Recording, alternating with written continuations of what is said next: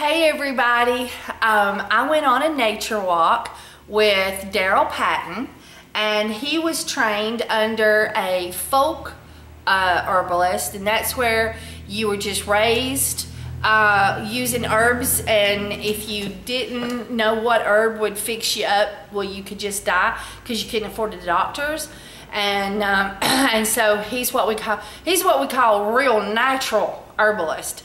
And his name was Tommy Bass, and I'm gonna put a little insert of him speaking at the very end of the video, and then I'm gonna put an insert after the nature walk of the website for Darryl Patton if you would like to go on one of his nature walks. And he speaks all over the country, so he might be coming to a city near you, so that would be wonderful. So anyway, him and his partner are going to put some products here in my store, and I'm getting to know them, and I'm trying to learn more about herbs. I've always been an essentialologist, you know. I know how to use essential oils, but some herbs are not made into essential oils, or I just don't know of them if they are, and I'm still learning. And so I'm learning, and I'm taking you with me. And so anyway, so as I learn, I'm trying to share. And I'm having some Essential Depot tea. I've got, oh no, I take that back. I'm doing the dandelion cleavers right now. And on the other one, I've got some Essential Depot lavender and chamomile, dandelion and rose hip. And so anyway, but I had a wonderful time on this nature walk, and I took videos just like I would get someplace, and sometimes I was like, let me get up there with the camera, you know, and I would miss out on the first little bit about it, and I'd have to try to catch up. And there was a couple of places one place in particular where I hit the record button, but the sun was so bright I didn't realize that it didn't flip. And so you will find some choppiness in here, but it's beautiful scenery, and the gentleman is taking us out and showing us herbs and parts of nature, and how to identify herbs and what they're good for, and a few things on other stuff out in nature. But predominantly this is a nature walk learning about herbs, and he normally does a class one day and then the nature walk the next day. But I was unable to attend the class, so I did attend the nature walk and whatnot. And so I'm fixing to take you out in the woods with me. First, we're going across a cow pasture, through the cows, and seeing some horses, and then we're hitting the woods. We're walking down the mountain over to an overlook, and we're going to see beautiful water and rocks, and travel on up and see rushing water and waterfalls. And you'll see Kimberly try not to fall down in the woods, predominantly because the camera's shaking a lot every now and then and everything. So they are going to be here at my shop on October the 19th. They're naturologist doctors, and they will be doing personal assessments to see what herbs might help you with for $35. And then if you purchase the herbs that they recommend, they waive the $35.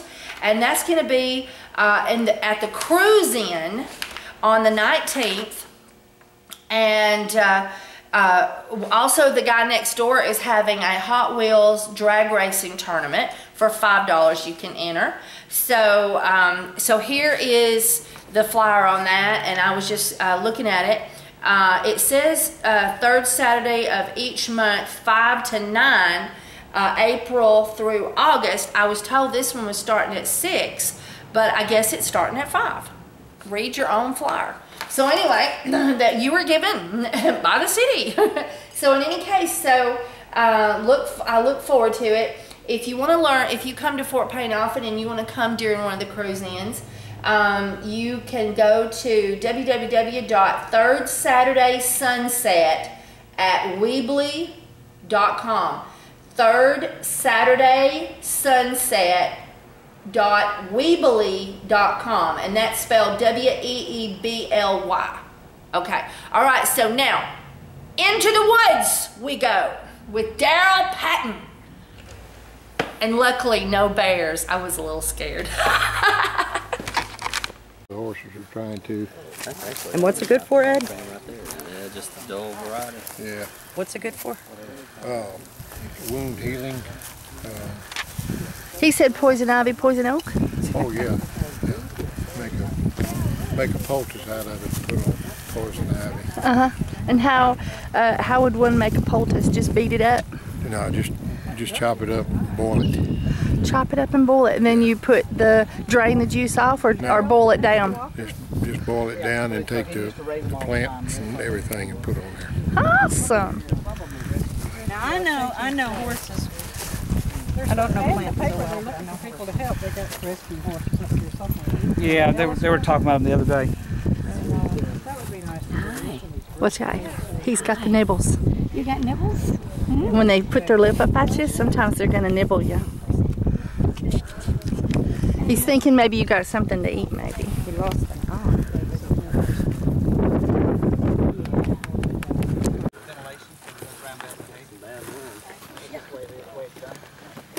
They'll get kind of matted sometimes when they're a little wormy. What tree is that? That's what I want to look up. Yeah. Because we haven't seen it since the first time and it wasn't bloomed out right. What tree is it? Come on now. I know it's an oak tree, but what kind of oak tree is it? It's a willow? Huh? What about a water oak? Water oak, water oak. This is a water oak. What's the difference? What's a pin oak? The leaves are different. What's the leaves of pin oak? Much bigger. Well, these will get bigger, but they won't get much bigger. The closest thing it looks like is blackjack oak. You know, it's got the lobes to the leaves. These have those same type of lobes, but they're small. But they all work the same. All the oaks work the same anyway for, you know, what? Eczema, psoriasis, wet coughs, strengthening your veins, mouth ulcers, canker sores, gum disease, all of that. Hey, Hey, it opens now. I can make y'all fun moving. Anybody recognize it? If this was a week ago, I'd been out here abandoning y'all picking them. It's called a shaggy mane. Very good edible mushroom. But you notice how it's already turned black. And once they go bad overnight. This is a prime edible mushroom called a shaggy mane. You can see the spores. The only downside to this is if you eat this and you drink booze, it'll make you sick to your stomach. So you can't drink and eat these at the same time. But these are real simple, just saute them in some butter, and that's it. But these, it's called a shaggy mane. Nah, they just grow in fields, yards, you name it. but are these particular specimens? Okay. so how do you make sure It's obvious. what Look at it. is? There's nothing that looks like it's got that little dome shape to it. Looks Shaggy mane. thimble. Too early for the amanitas. Yeah. Oh, so that's fresh enough to eat. Yes, they are. These are perfect for eating. You want to take them back with you? Maybe. Don't give me no baby. Yeah, You either want it or don't want it. Are they not good raw? No, you don't eat mushrooms raw because, in general, because our bodies have a hard time digesting the cellular structure. That's pretty good. And a lot of people, if you eat much of them other than cultivated mushrooms, it'll give you stomach issues, like stomach aches, cramps. Oh, okay. Now, remember, plastic bag, I wouldn't leave them in there long and keep it ventilated or they will sweat and fall apart. But once they turn black and start to, it'll crush them. Throw them in the bag, just keep it open. And if y'all see any more, holler.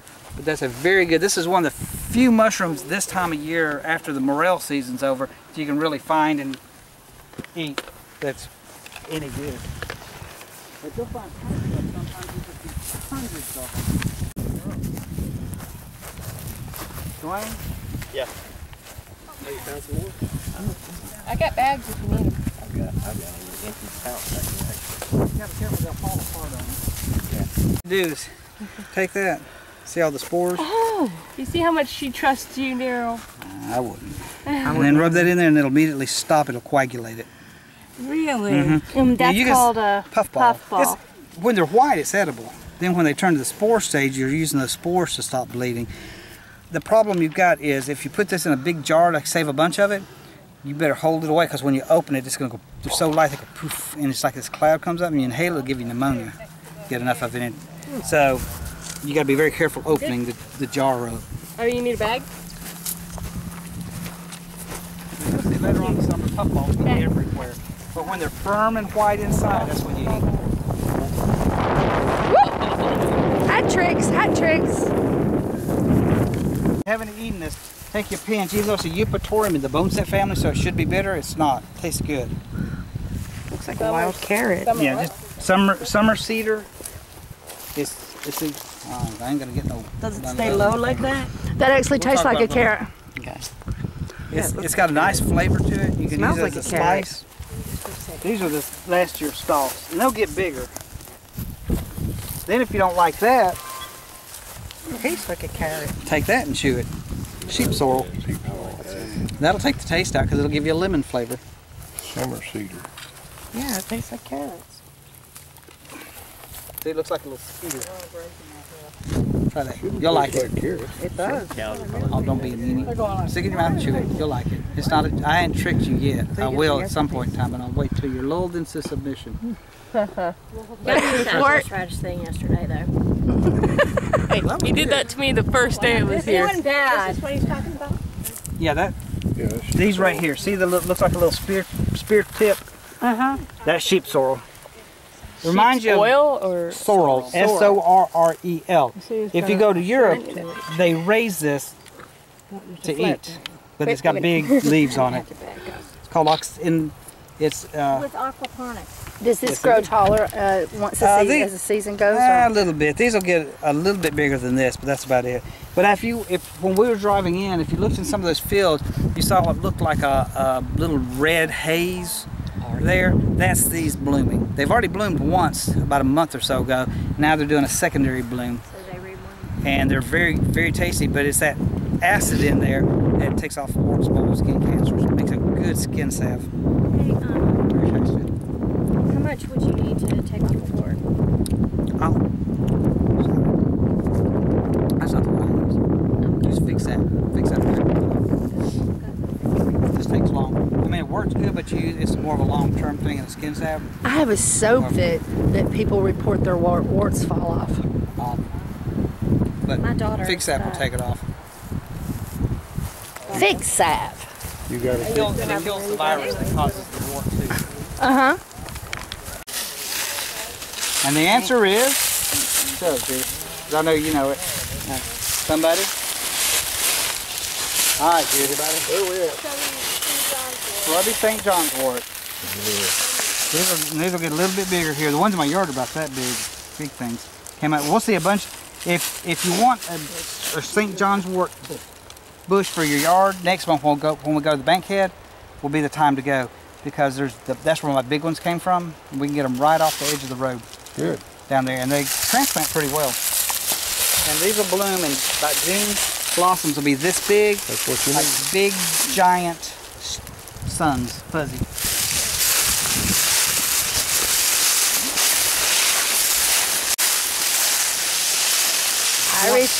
What's different from yesterday?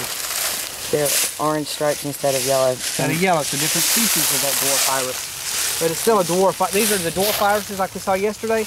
Different species. You'll see in the flowers it's deeper purple, orange in it instead of yellow. They work the same. Still a dwarf iris. And these are easy to transplant. The rhizome's right underneath the ground, just like a regular blue flag.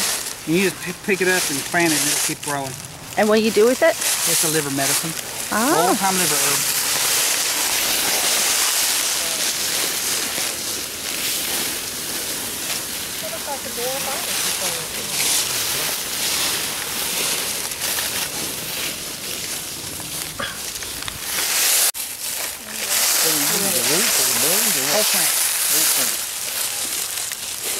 It's a fever medicine for children. It mechanically reduces the fever, cools them down instead of making them sweat. Do some people call them anemones or just me?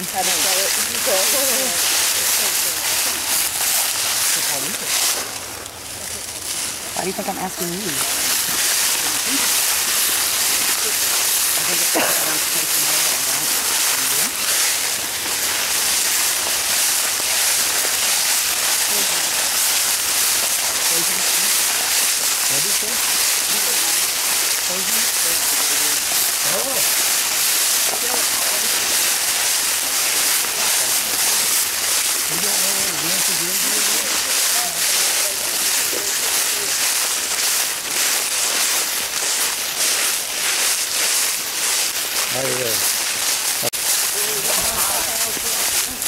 At this point, be careful. Not right here, but on the next leaf. Wow.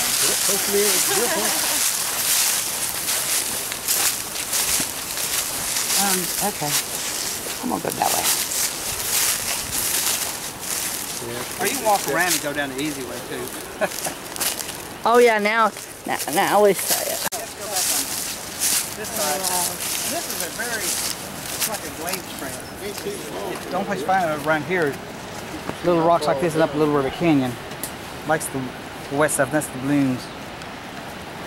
The red stuff or the tall stuff? This stuff here. Ah, that's what I thought. And what is it called? I think it's a glade cress. I'm not real sure. I have to look it up. It's a threatened plant.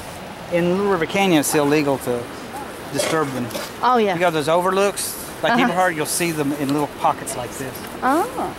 But anyway, you're looking at Bay Springs area. That's Weiss Lake. It used to be the old Tag Railroad. You said this is glade cress? I think it's glade cress. We'll have to look it up. I've never used it for any purpose because it's so rare. It's common here. Oh. Now we're going to get a pool right above the ball. I was taking pictures. But this is why when we come back down between the valley and they took the bridge out about 10 years ago because all the kids were abandoned. They were jumping off into the water. So they took it down. Now it sits off Tuscaloosa Avenue in Gadsden. Really? Don't know what they're ever going to do with it, but it's just sitting there disassembled. Oh. They need to do somewhere instead of scrapping it. Yeah. Oh, they put it in a pallet. No, that's not.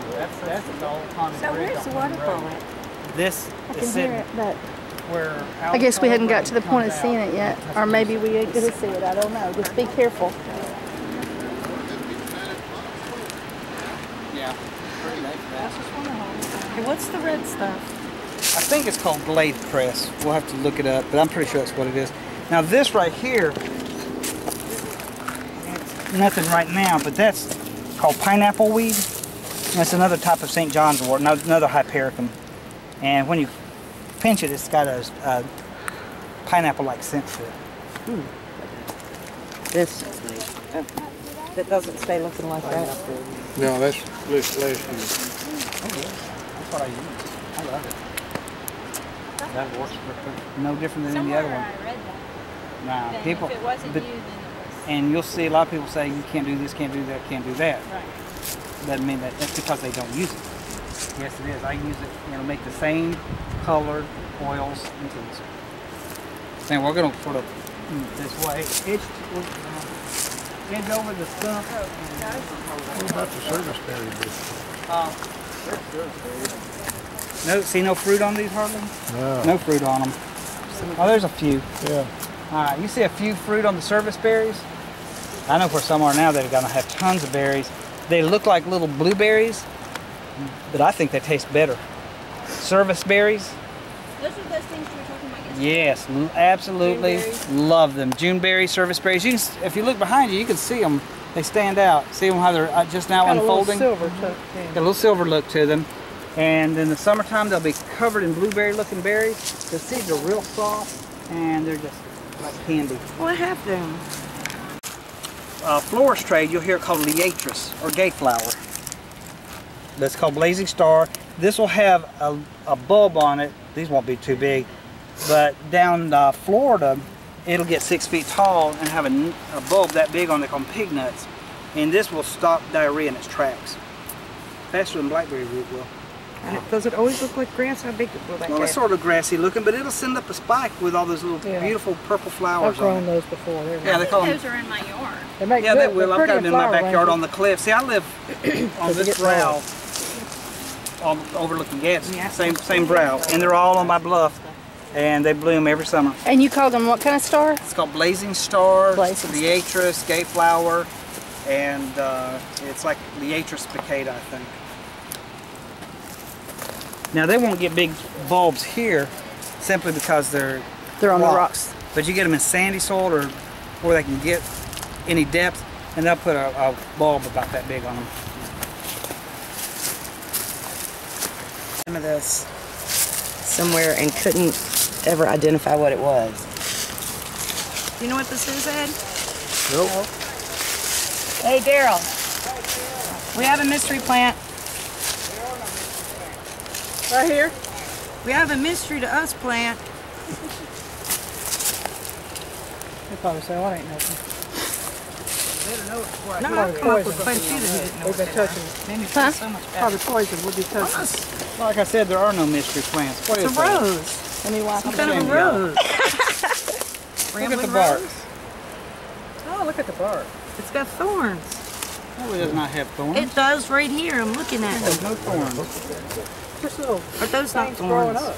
No, those are not thorns. No. It's a huckleberry bush. Oh, wow. I love huckleberry. Is it really? Well, they're so good.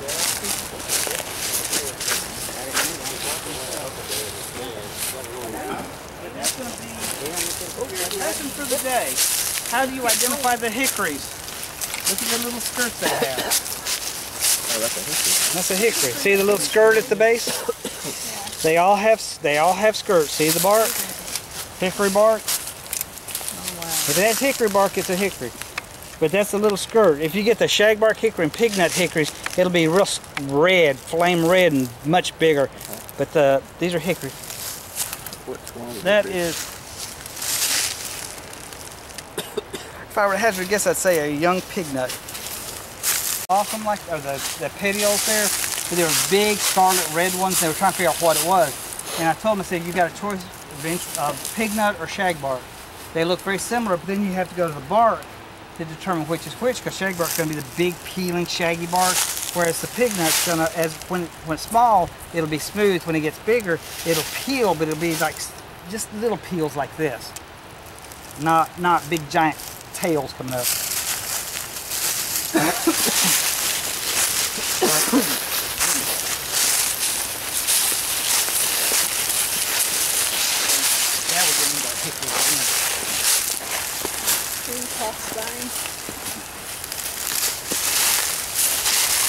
Already been blooming. Alright. See if you can get it. Put your nose to that, Dwayne, smell it. Trailing arbutus. Trailing arbutus. When you get enough of these in an area, they're all blooming, you can smell it a mile away. Very rare plant. What is it? Trailing arbutus. They call it Mayflower is another name, I think. There's another one. There's a prettier bloom. Oh, just be a second. Well, if I yeah, can, there we that's go. okay. I was just going to show the bloom because there wasn't many on there. It's called trailing arbutus. It has a chemical in it called arbutin, which is a very good antiseptic, especially to the kidneys. Very good. A-R-B-U-T-I-N is the chemical, I believe, and the name of it is trailing arbutus, A-R-B-U-T-U-S. Right here. See them, the little blooms? When they bloom, I have smelled these a quarter-mile away from where they were through the woods and followed my nose to find them. But it's a threatened and endangered plant in a lot of areas. You're not supposed to pick them, especially in parks and stuff. What part is it that you can use the blooms so that you don't have to pick the plant? Actually, you can use every bit of it.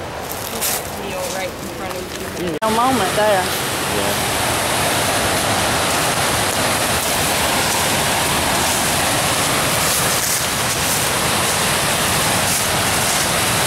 Pretty place. It is beautiful. Thank you for inviting me.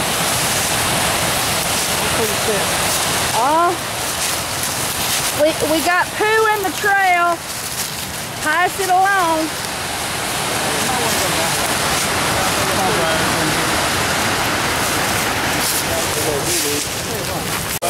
That's yellow root. You'll see a bunch at the bottom blooming. Okay.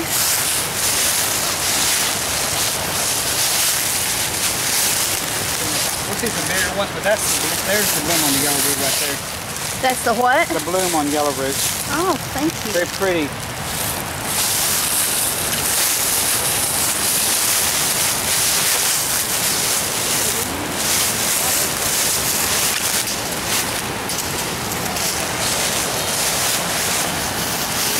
Once the rocks here, they'll release.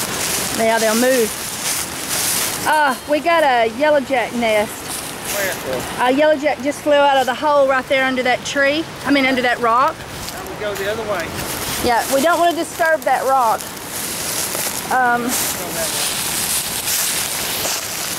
I mean, he could have just been lit under there, but it looked like he came out of that hole right underneath it. Better safe than sorry. Yep. Yellowjack. Go around. Yeah. What is it? Yellowjack.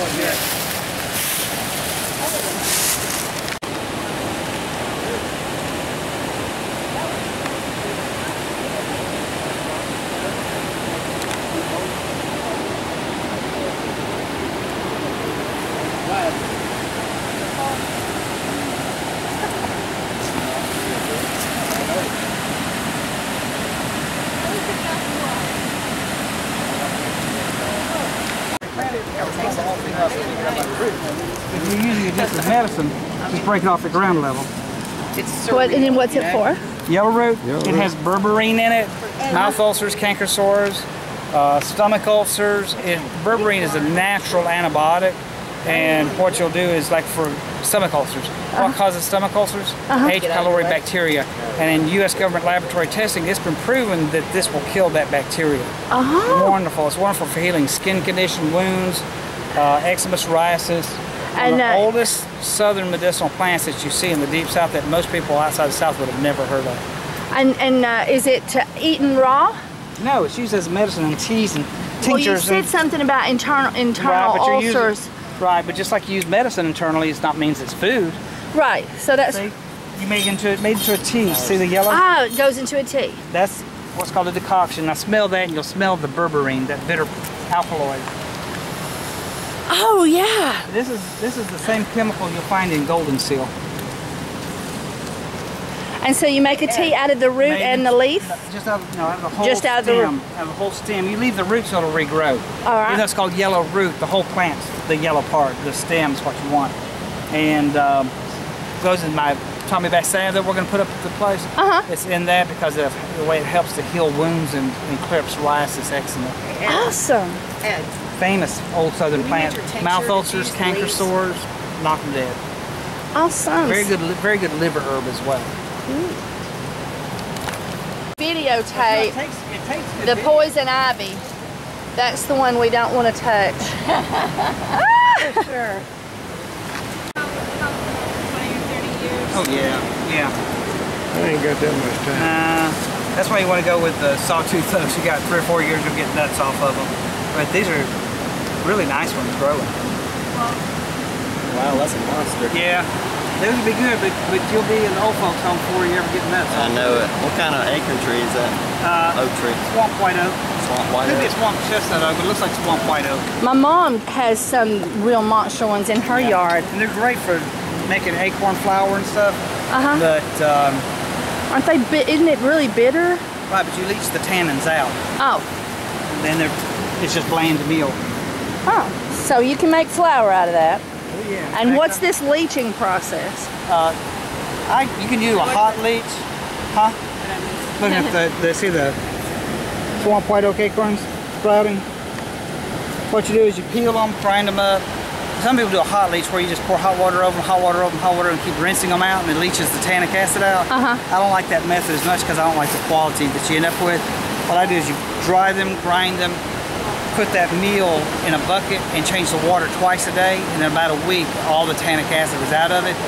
Then you dry it, grind it up into a fine flour, and you got flour that you mix about 1/3 to not quite a half with regular flour in your wild foods and stuff. It's very good. And can you do that with any type of acorn? Any, yeah. Okay. I've ate them many a time, sit and peel them and eat them, but they're always bitter. Right. I just use the big, I like the white oak family normally, because acorns are bigger. Just you get more. Yeah, you get more for your trouble. Effort. Whereas the red oaks typically are smaller acorns, except for the sawtooth oak, which is in the red oak family, which is what I mainly use because I've got access to them, and it makes a big acorn. Ooh, well, I know my mom's got some monsters in her yard.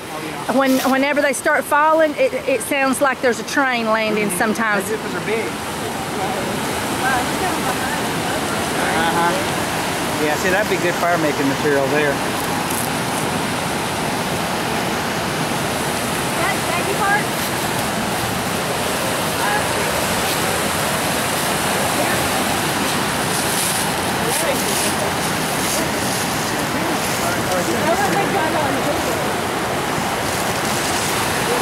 Snakes. No, bears. Bears. Snakes I can handle with a knife. Galax. And it's rare? Yeah, oh yeah. Some places it's illegal to pick. But if you feel the leaf on this, you'll get a better one. Feel how stiff it is? Feel how stiff the leaf is? The reason it's rare is because it was used in floral decorations. So lots of it, and it lasts for a long time, dry. Oh, and so yeah. people harvested it by the bucket, you know, and wiped out the populations in some areas. But if you go to Little River Canyon in the summertime when it's blooming, it smells like dog poop all over the place. And that's because it has a stinky flower, and you go on like on the Riverwalk trail, and it goes, wow, man, what is? Smells like dogs have been all over the place here, and it's this plant blooming. So it must What color is its real bloom? prolific. That's No. not the easy. That's a windflower. It's in the anemone family. Wind. And what color is the blooms on those? White. It's a spike of white flowers. All right. See where the blooms are going to come out? Yes, I see that. Oh. Christmas fern? Now, Christmas fern? no. Right in here probably. It could be, but probably not, because once you hit this area on through here, you've got royal fern and cinnamon fern. Okay. Now cinnamon fern, I've heard people eat those. Oh, you can eat them all when they're the fiddlehead seeds. They're just getting too big. Okay. You get them when they first come out, they're still coiled up. And that's the fern sprouts? All fern sprouts are edible? Most of them, not all, but most of them are. But once they get any size like that, they're getting a little bit around here too fuzzy to eat. Oh, yeah. And Not as catch them pleasant. when they first come out, and they're not all fuzzy. And some like the ostrich fern is not hardly fuzzy at all, and it's just really good to eat and make a great boiled green or steamed. It's got two little tits on it, or they took two flowers to make one fruit, so it's called twin berry. It's a good trailside nibble.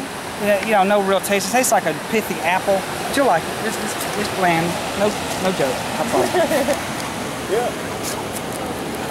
And it'll make berries at different times throughout the year, and you can just pick them as you go. Yeah, that's my nemesis. Yeah. I'm allergic to that one. And that's a sort of a rare species of ginger. One of those, I think it's the Shuttlesworth ginger. I think that's the kind they have at DeSoto State Park. Yeah, there is some. There's both at DeSoto. You actually use it for a lot of things, though. What's it called? I said, yeah, I'm seeing if anybody recognizes it. Oh, I see. Hey, Ed, see if you recognize this.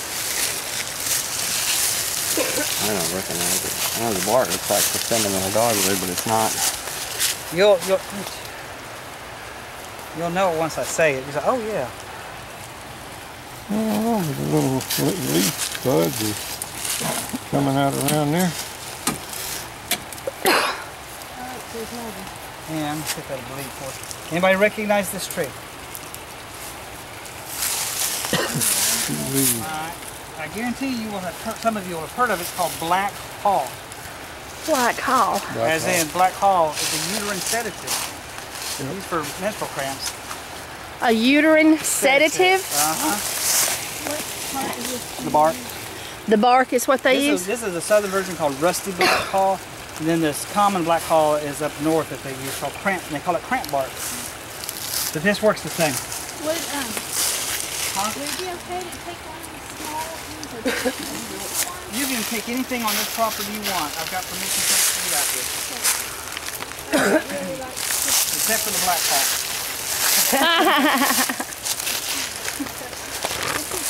Yeah, wonderful green to eat. One of my favorite. Lettuce. You know, think lettuce substitute. And it helps. It helps Well, it helps for weight loss because it's so nutritious. It tells your body you've had enough to eat. Medicinally, it helps heal wounds, takes heat out of inflammation, out of inflammatory type skin conditions. Internally does the same thing. But it's a good, what they call a demulcent.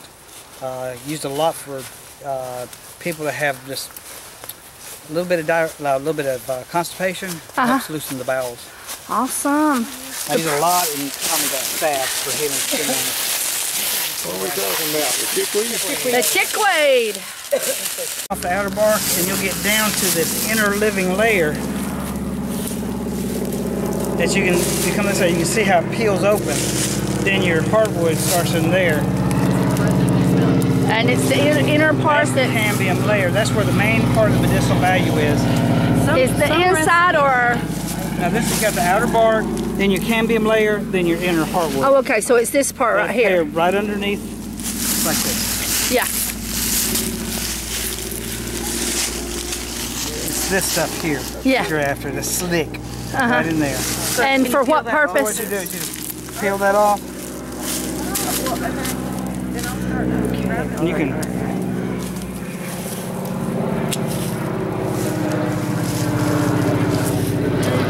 And what's the usage? Well, Depends on what. it depends on the tree. I'm just showing how you do in general. Oh, I for a see. tree. Oh, okay. Some of the recipes call for bark, some of them call for inner bark, and So you wanted to see how to get to the inner bark. We've got permission to be out here. I know. No, that was an old show plate. Yeah, but it's an old show plate. Well, and actually, you can also use that for making cordage. See how you can twist that?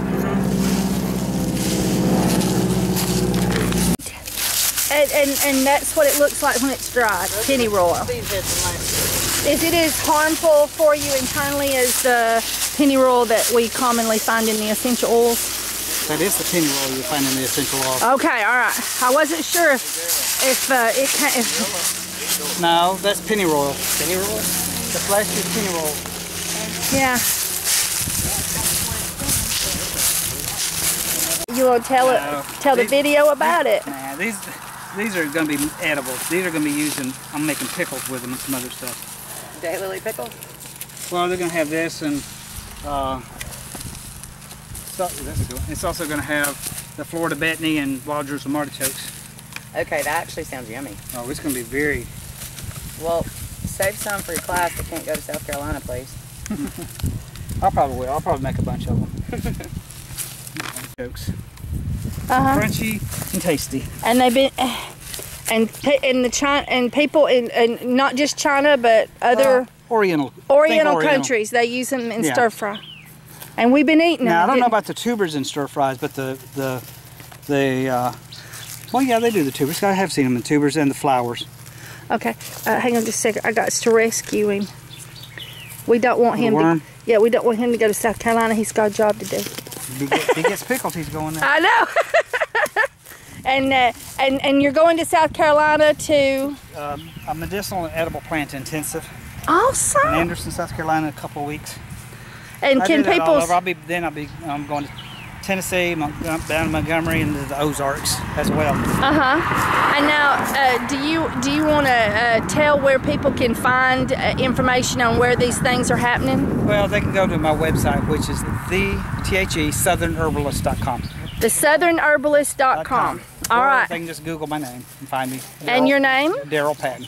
Darryl Patton? Patton. Patton, all right. And I'll have a link, guys, in the description to his website. The Florida betony tubers, rather, and the Jerusalem artichokes, and make pickles. Next month? Huh? Next month? I'll have some for next month. That's amazing. I was making sure I didn't get you. I'm sorry. I knew you said you didn't want to be in the video, so I realized you were beside me, and I was like, I got to root her away, or I'm going to get her in there. We look awful. Camera's over. We got to make sure we're not meeting. Did you survive? We'll never remember. Did you survive? I can get up there to 231 with You did, didn't you? Yeah, that's right. 231 and 278 cross. And I'll find out what's there. I think it's just cross. Okay, and now this is the website that you go to, and there is Darryl Patton. This is the southernherbalist.com, and you can go there and sign up for his events, see where he's going to be, sign up for his nature walks and classes, and he has other types of outdoor classes as well. You can see where he's going to be guest speaking and whatnot, and learn more about Tommy Bass. He has some wonderful and Ask the Herbalist and appear and whatnot. My page is taking a moment, and it's gonna get there. It really is, I promise. It really is, I promise. I really is, I promise. I think. Okay, maybe the internet's being used is slow today for some reason. So in any case, right here is his website, Darryl Patton, P-A-T-T-O-N, and Darryl is D-A-R-R-Y-L, and it's the southernherbalist.com. So check him out, and his products will soon be in the Cornerstone market. Yay!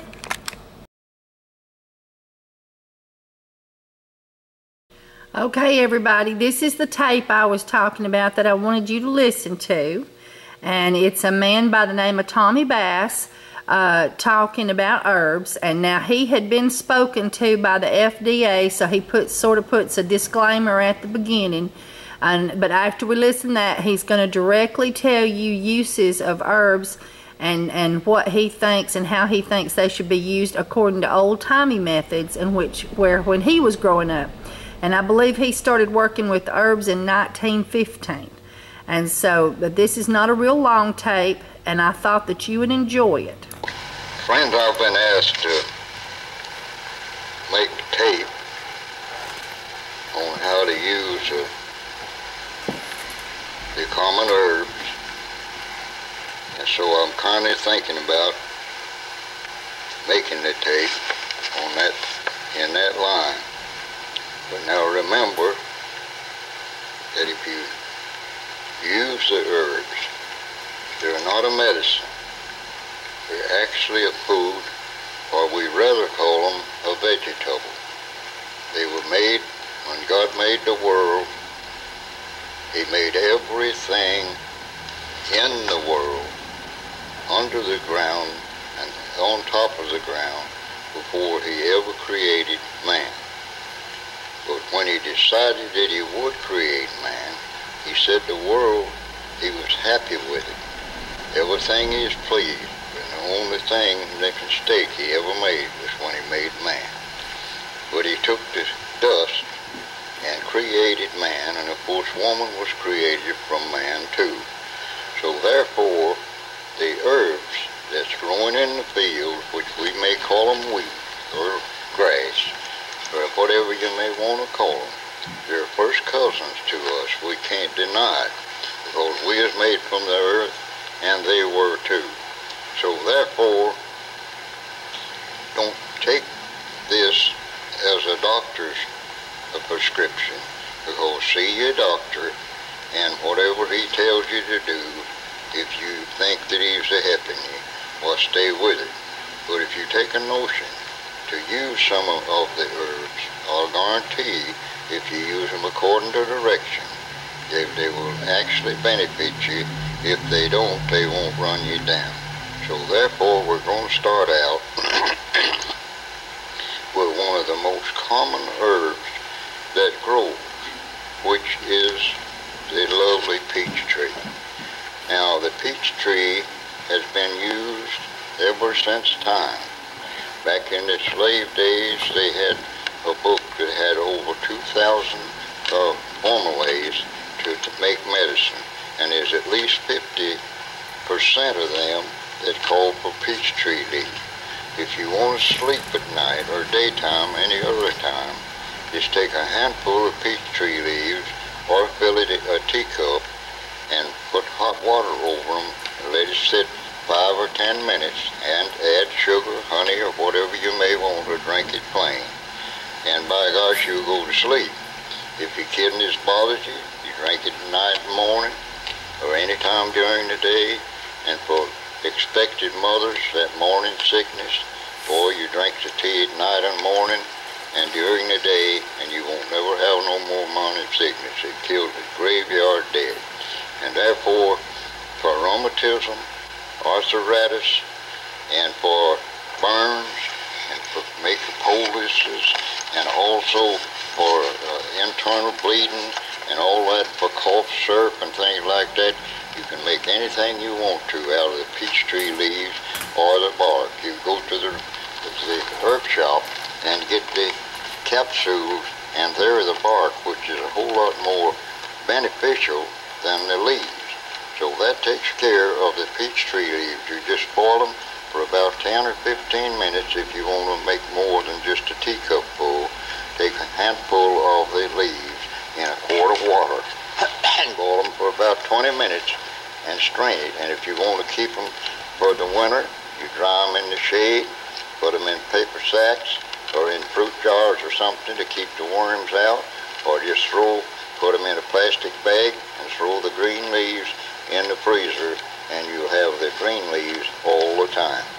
So that takes care of the peach tree. And then another one of the most common herbs that we can get hold of is the dandelion.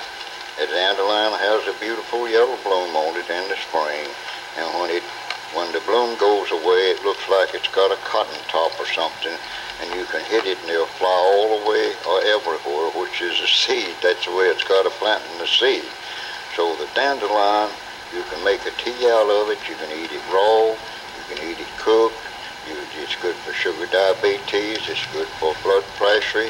It's good to take off warts, the sap out of the root, or the leaves will take warts off, and old age spots and things like that. It's just a wonderful plant to use. You use the whole plant, the root and the top, which is just wonderful for any kind of bleeding in the stomach, running off with the bowels, or diarrhea and things like that. You make a tea out of it and drink it.